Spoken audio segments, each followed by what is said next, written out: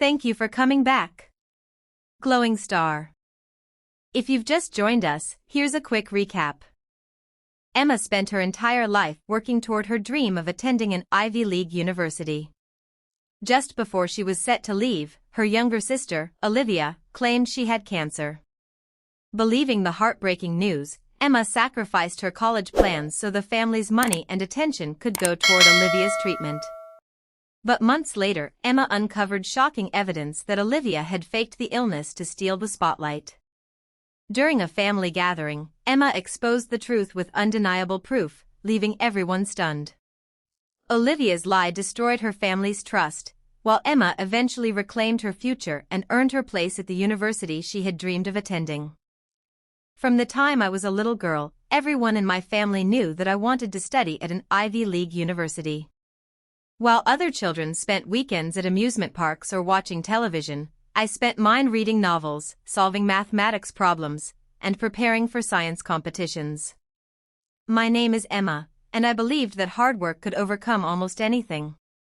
My younger sister, Olivia, was the complete opposite. She hated studying, skipped homework whenever she could, and always found a way to make our parents feel sorry for her. If she forgot an assignment, she cried until they blamed the teacher. If she failed an exam, she insisted the questions were unfair. Somehow, every mistake she made became someone else's fault. Despite our differences, I loved her because she was my sister. I never imagined that she would one day destroy the dream I had spent my entire life building. By my senior year of high school, my efforts had paid off. I had perfect grades, glowing recommendation letters, and acceptance into one of the most prestigious Ivy League universities in the country. The moment I opened the acceptance email, tears filled my eyes. My teachers hugged me, my classmates applauded, and even neighbors stopped by to congratulate me. I thought my parents would be the proudest people in the world. Instead, their smiles disappeared the moment Olivia walked into the room looking pale and frightened. That evening, Olivia gathered us in the living room and announced that doctors believed she had cancer. She claimed she needed expensive tests, treatments, and constant emotional support. My mother burst into tears before asking a single question. My father wrapped Olivia in his arms, promising that nothing mattered except saving her life. Within minutes, my acceptance letter, scholarship plans, and years of hard work vanished from everyone's minds. The celebration ended before it had truly begun. Over the next few weeks, our house transformed completely. Every conversation revolved around Olivia's illness. Family friends delivered meals, relatives organized fundraisers, and neighbors left flowers at our door. My mother quit her part-time job to care for Olivia full-time, while my father drained our savings to pay for appointments. Whenever I mentioned college paperwork or housing deadlines, they dismissed me. "Your sister is fighting for her life," my father said sharply. "College can wait." I wanted to believe Olivia was truly sick. I drove her to appointments, made dinner when my parents were exhausted, and even gave her my bedroom because it was quieter. I told myself that dreams could be postponed but family came first. Then the university informed me that if I delayed enrollment for more than a year, I would lose both my scholarship and my place in the program. When I showed the email to my parents, my mother barely glanced at it before shaking her head. "We don't have the money to send you now," she whispered. "Everything has to go toward Olivia." My heart shattered. Years of sacrifice disappeared with a single sentence. Friends encouraged me to fight for my future, but I couldn't bear the thought of leaving while my sister was supposedly battling cancer. So I reluctantly deferred my admission, hoping everything would improve. As the months passed, strange things began to bother me. Olivia never seemed weak after treatments. She spent hours shopping online, going out with friends, and posting cheerful photos on social media whenever she thought our parents weren't looking. Once, I accidentally overheard her laughing on the phone about a beach vacation she wanted to take. When she noticed me, she immediately grabbed her stomach and pretended to be in pain. The doubts grew stronger when I found a folder lying open on the kitchen counter. Inside were several hospital papers, but something seemed odd. The doctor's signature looked copied, and one report listed a clinic that had closed years earlier. Before I could examine the papers further, Olivia snatched them away and accused me of invading her privacy. That night, I couldn't sleep. The sister I had trusted all my life suddenly seemed like a stranger. I stared at the ceiling wondering whether grief was making me suspicious or whether something far darker was hiding beneath the surface. If Olivia had lied, she hadn't just stolen my Ivy League year, she had manipulated our entire family and built her life on a heartbreaking deception. I had no proof yet, only questions, but for the first time, I decided I would stop accepting everything at face value. Quietly, without telling anyone, I promised myself I would uncover the truth, no matter how painful it turned out to be. The next morning, I began paying closer attention to everything Olivia did. I told no one about my suspicions because I knew my parents would accuse me of being jealous. Instead, I quietly watched. Whenever she thought our parents were looking, she moved slowly, held her stomach, and spoke in a weak voice. The moment they left the room, she laughed, danced to music, and spent hours chatting with friends online. I reminded myself that illnesses can affect people differently, but the inconsistencies became impossible to ignore.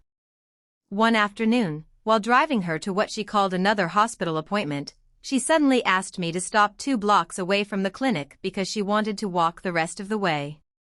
Curious, I parked nearby and waited. Instead of entering the medical building, she met 2 friends at a cafe across the street. They spent nearly 2 hours taking selfies, eating desserts, and laughing. There was no sign of fear, exhaustion, or a doctor's visit. When she finally returned to the car carrying a pharmacy bag, she smiled weakly and thanked me for waiting during treatment. My heart pounded as I realized she had deliberately deceived me. That evening, I secretly searched for the clinic listed on one of her medical reports. The receptionist politely informed me that no patient with Olivia's name had ever received treatment there. Thinking I might have misunderstood, I contacted another hospital mentioned in her paperwork. They also had no record of her. My hands trembled as I stared at the phone. Either every hospital had made the same mistake, or the documents were fake.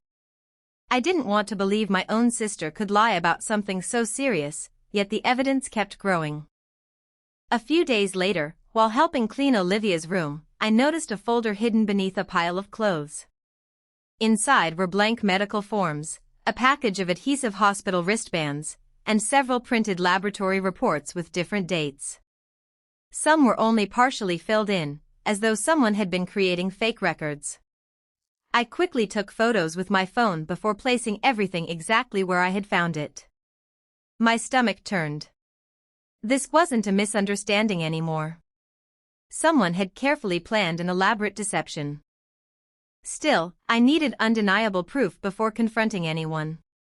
The opportunity came unexpectedly when Olivia left her laptop open while taking a shower. A messaging app was visible on the screen.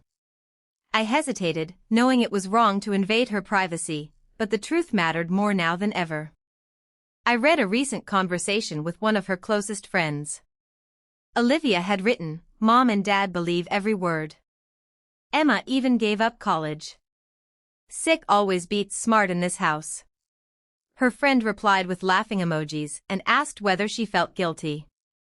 Olivia answered, "Not really. I wanted attention for once, and now I get everything." The words hit me harder than any physical blow. I felt tears running down my face as I silently photographed the conversation. Years of love, trust, and sacrifice collapsed in a single moment.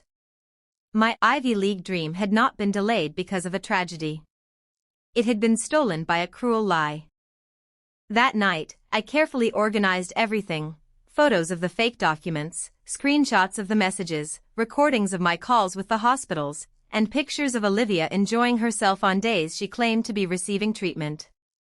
I saved copies in multiple places because I feared she might destroy the evidence if she discovered what I knew. The following weekend, our extended family gathered for dinner to support Olivia. My parents proudly thanked everyone for their donations and prayers. Olivia sat at the center of the table wrapped in a blanket, accepting sympathy from every guest. Watching everyone comfort her while knowing the truth made my hands shake beneath the table. When dessert was served, my father stood to thank everyone once again. Before he could finish, I slowly rose from my chair. My voice trembled, but I forced myself to speak. There is something everyone needs to see. The room fell silent as I connected my phone to the television. One by one, the screenshots appeared on the screen, the fake medical reports, the hospital confirmations, and finally the message where Olivia admitted she had lied because, in her own words, sick always beats smart in this house. For several seconds, nobody spoke. My mother's face turned white. My father's mouth hung open in disbelief. Every relative stared at Olivia, waiting for her to deny it. Instead, she rolled her eyes, crossed her arms, and muttered with an annoyed shrug, "Fine. I lied. What's the big deal?" It worked. The silence that followed was heavier than anything I had ever experienced. It was the moment my family realized that everything they had sacrificed, including my future, had been based on a heartbreaking lie. The dining room remained frozen in silence after Olivia admitted everything. My mother's hands trembled so violently that the glass she was holding slipped from her fingers and shattered across the floor. My father stared at Olivia as if he were looking at a complete stranger. The relatives who had spent months donating money, preparing meals, and praying for her recovery were speechless. The sympathy that had filled the room only moments earlier vanished, replaced by disbelief and anger. Olivia, however, showed almost no emotion. She leaned back in her chair, folded her arms, and sighed dramatically as though everyone else was overreacting. "I already said I lied," she muttered. "Why is everyone acting like it's the end of the world?" Those words cut deeper than the confession itself. She still refused to understand the damage she had caused. My father finally found his voice. "You lied about having cancer," he asked, his voice cracking. Olivia shrugged. "I wanted attention. Emma was always the perfect daughter. She had the grades, the awards, the teachers who loved her. I was invisible. Then I realized that if people thought I was sick, they'd finally care about me." My mother's face filled with tears. "We emptied our savings," she whispered. "We postponed Emma's future. We begged relatives for help. People donated money because they believed you were dying." Olivia looked away without answering. The silence became unbearable. One by one, our relatives stood up. Some quietly left the house, while others demanded that Olivia return every donation she had accepted under false pretenses. An uncle who had organized a community fundraiser shook his head in disappointment. An aunt who had spent countless nights cooking meals for us began crying. The trust Olivia had enjoyed from everyone she knew disappeared in a single evening. She had not only betrayed our family but also exploited the kindness of an entire community. After everyone left, my parents sat across from me with tears streaming down their faces. My father couldn't even meet my eyes. "Emma," he said softly, "we failed you." My mother reached for my hand. "You gave up your dream because you loved your sister, and we never stopped to question anything. We are so sorry." Hearing those words brought tears to my eyes, but they could not erase the pain of losing an entire year of my life. I had missed opportunities, friendships, and experiences that would never return. Still, I knew carrying anger forever would only hurt me more. The following weeks were difficult. My parents contacted every person who had donated money and returned what they could. They apologized publicly to friends, neighbors, and relatives for believing the lie without verifying it.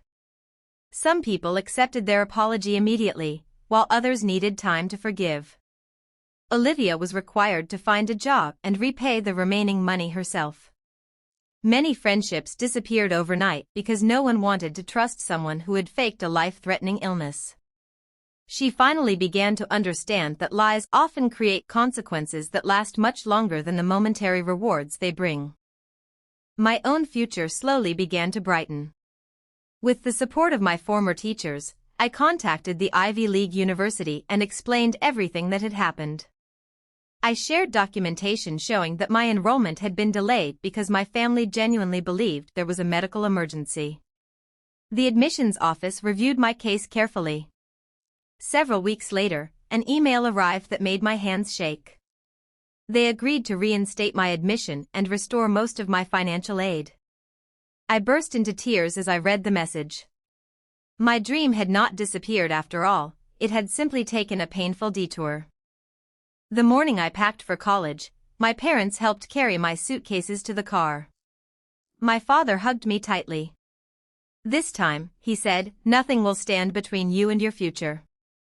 My mother smiled through happy tears, telling me how proud she had always been of my determination. As we drove toward the university, I looked out the window and realized that although the past could never be changed, it no longer controlled my future. Months later, I walked across the beautiful campus wearing my university sweatshirt, surrounded by classmates who shared my love of learning. I worked hard, earned excellent grades, and eventually received an internship that opened doors to an exciting career. Every achievement reminded me that perseverance is stronger than deception. Olivia remained at home rebuilding the trust she had broken. It was a slow and difficult process.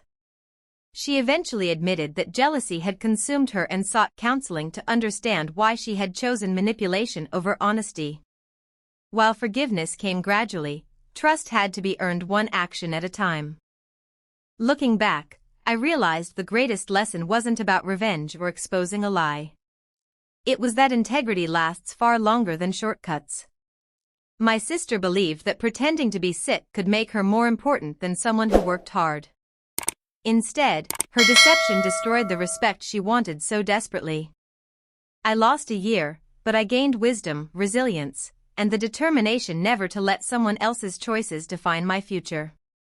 In the end, honesty restored everything that lies had tried to steal, and I stepped into the life I had dreamed of, not because it was easy, but because I refused to give up.